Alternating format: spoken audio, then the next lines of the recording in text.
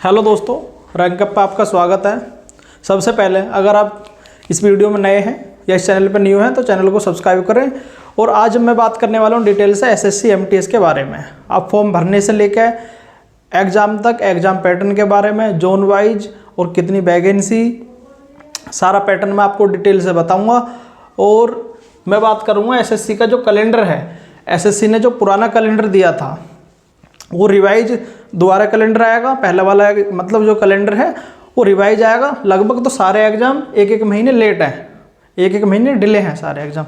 तो मैं ये वाली डेट मैंने उसी के हिसाब से लिख रखी है। तो हम मान के चलेंगे, जैसे अब सबसे पहले फेज का नोटिफिकेशन आना था अप्रैल में, वो नहीं आया। अप्रैल में सीजीएल का आना था, वो नहीं आया। सीपीयू का आना था जून में, वो नहीं आया। ठीक, तो एक एक महीने सारे एग्ज़ाम डिले हैं। तो 26 जून को आना है एमटीएस का, एमटीएस और हवलदार का। तो हम मान के चल रहे हैं ये भी एक महीने लेट होगा। ये मैंने 26 जून 2025 को आना है उस कैलेंडर के हिसाब से, और 25 जुलाई 2025 को उसकी क्लोजिंग डेट होगी। और सितंबर अक्टूबर में एग्ज़ाम होना था, लेकिन हम मान के चल रहे एक एक महीने लेट। हम मान के चल रहे अक्टूबर नवंबर में एग्ज़ाम हो जाएगा और ये जुलाई में आपका नोटिफिकेशन आ जाएगा और अगस्त में लास्ट डेट हो जाएगी फॉर्म भरने की। पहली बात तो ये हो गई। अब हम बिल्कुल बेसिक बात करते हैं, एमटीएस के लिए एज कितनी होती है। तो आपकी जो कम से कम एज होती है 18 वर्ष होती है, और जो मैक्सिमम एज होती है 25 से 27 वर्ष। जो बेसिक एज होती है हमारी, जो जनरल एज होती है 18 से 25 वर्ष होती है ज़्यादातर पोस्टों के लिए, लेकिन कुछ पोस्टों के लिए 18 से 25 साल हो, 18 से 27 साल होती है। और जो रिलैक्सेशन आपका, जो रिलैक्सेशन है ओबीसी के हिसाब से 3 साल का, और एससी एसटी के 5 साल का, ये अलग होता है। बाकी कैटेगरी के हिसाब से रिलैक्सेशन अलग होता है, लेकिन जनरल एज ये वाली होती है। इसमें कुछ नहीं चाहिए आपको, ओनली आप 10th पास होने चाहिए और आप 18 साल के होने चाहिए। ना आपको आईटी चाहिए ना पॉलिटेक्निक चाहिए। ठीक है, ग्रुप 4 की पोस्ट है। ठीक है, तो हम बात करते हैं एग्ज़ाम पैटर्न के बारे में, जो मेन चीज़ है एग्ज़ाम पैटर्न के बारे में। ये आपको यहाँ तक समझ में आ गया होगा। जो मैंने डेट लिख रखी है लगभग इसे एक एक महीने डिले मान के चलिए आप, मैंने आपको इसके बारे में बता दिया। अब बात करते हैं मैं एग्ज़ाम पैटर्न, जो मेन चीज़ है। जो पहला सेशन है, मैंने सेशन फर्स्ट सेशन सेकंड इसलिए लिखा क्योंकि जब तक ये आपका कंप्लीट नहीं होगा तो दूसरा सेशन नहीं खुलेगा। पहले आपको ये सेशन फाइनल करना पड़ेगा, उसके बाद ये वाला सेशन आपका ओपन होगा। 45 मिनट पहले आपको इसी सेशन में देने होंगे। तो मैथ में 20 क्वेश्चन आते हैं, 20 क्वेश्चन रीजनिंग का आते हैं। एक क्वेश्चन 3 नंबर का होता, तो 60 नंबर की मैथ हो गया, 60 नंबर का रीजनिंग हो गया। लेकिन जो पहला सेशन होता है ये क्या होता है हमारा, पहला सेशन हमारा क्वालिफाई होता है। इसका पेपर से कोई मतलब नहीं है, ये हमें ओनली पहला सेशन क्वालिफाई करना है और इसमें नेगेटिव भी नहीं है। ठीक, पहले सेशन क्वालिफाई कैसा होगा, तो इसमें 40 क्वेश्चन का 30%, मतलब 12 क्वेश्चन। लेकिन ये फालतू की बातें हैं, 12 क्वेश्चन पर आपको ध्यान नहीं देना। कभी आप सोचो कि 12 क्वेश्चन ही करूंगा मैं तो 40 में से बाकी हाथ नहीं लगाऊंगा, आप बिल्कुल ऐसे सीधे बन के जाए, तो ये फालतू की बातें, इससे कोई मतलब नहीं है। जितना ज़्यादा से ज़्यादा आपको नेगेटिव इसमें है नहीं, 40 के 40 करके आने। मान लो आपको 30 क्वेश्चन पता है तो 10 पे तुक्का लगा के आना, एक भी क्वेश्चन छोड़ना नहीं। पहले सेशन की बात कर रहा हूँ मैं, दूसरे सेशन की नहीं, पहले सेशन की, क्योंकि पहले सेशन में नेगेटिव नहीं है आपकी।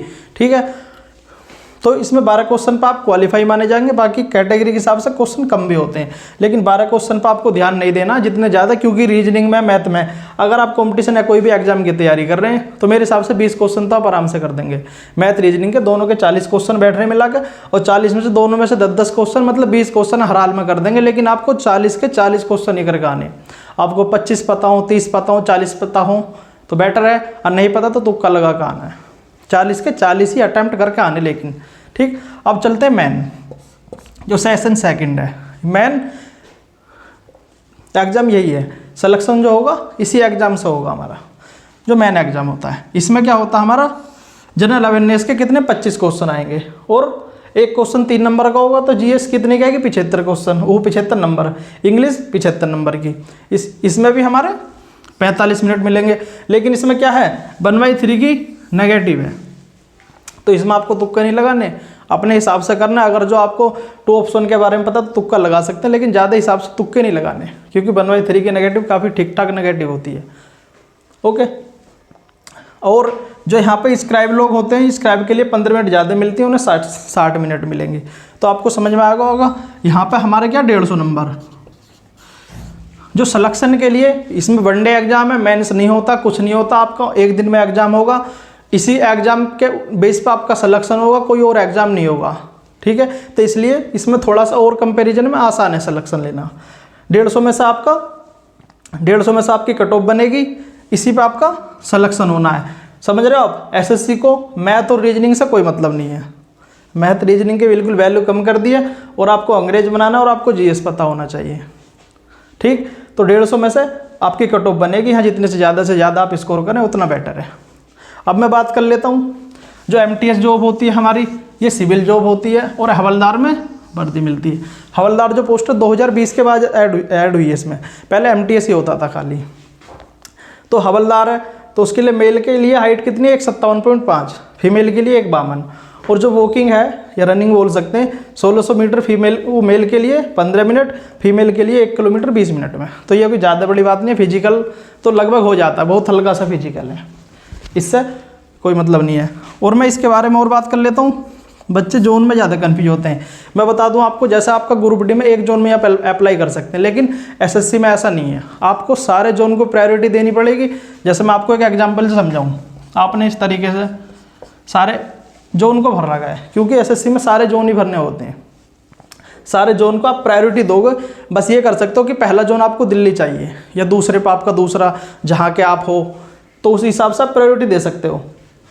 जैसे मान लो आपको पहला दिल्ली भर रखा आपने, लेकिन आपके नंबर थोड़े से कम रह गए। ये चीज़ें बच्चों को पता नहीं होती, नंबर थोड़े से कम रह गए, तो यहाँ इस जोन के लायक आपके नंबर है, जो इस जोन की कट ऑफ है इसके लिए आपके नंबर है, तो आपका इस जोन में सिलेक्शन हो जाएगा, ठीक है। ऐसा नहीं है कि आप एक जोन के लिए भरोगे, इसमें सारे जोन को प्रायोरिटी देनी होती है, सारे जोन आप भरोगे, और सारे जोन में कट ऑफ के हिसाब से जहाँ आपका जिस जोन के हिसाब से आपके नंबर होंगे उसी में आपका सिलेक्शन हो जाएगा। तो ये होगी बिल्कुल बेसिक बातें। और क्या रह गया इसमें,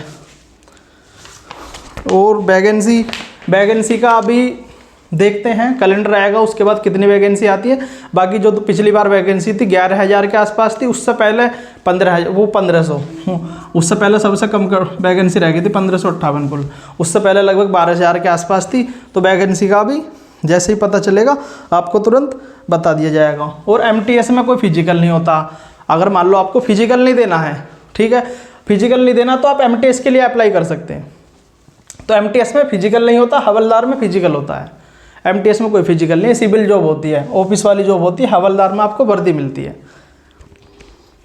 ओके, जो मुझे चीज़ बतानी थी मैंने सब बता दी है इसमें। अगर आपको वीडियो पसंद आई है तो वीडियो को लाइक करें, अगर आप न्यू हैं तो चैनल को सब्सक्राइब करें। अगर इससे कुछ सीखने को मिला है तो दोस्तों को भी शेयर कर सकते हैं। आज के लिए धन्यवाद, मिलते हैं नेक्स्ट वीडियो में।